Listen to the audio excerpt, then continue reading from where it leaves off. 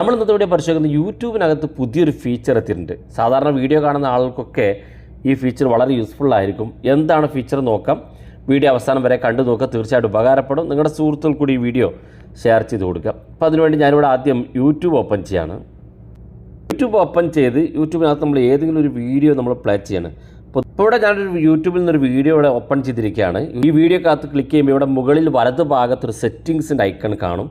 അത് ക്ലിക്ക് ചെയ്ത് കൊടുക്കുക. ക്ലിക്ക് ചെയ്യുമ്പോൾ ഇവിടെ താഴെ ഭാഗത്തേക്ക് വന്നാൽ അഡീഷണൽ സെറ്റിങ്സ് എന്നുള്ള ഒരു ഓപ്ഷൻ കാണും. അത് ക്ലിക്ക് ചെയ്ത് കൊടുക്കുക. ക്ലിക്ക് ചെയ്യുമ്പോൾ ഇവിടെ പുതിയൊരു ഓപ്ഷൻ കാണാം, സ്റ്റേബിൾ വോളിയം എന്നുള്ള ഒരു ഓപ്ഷൻ.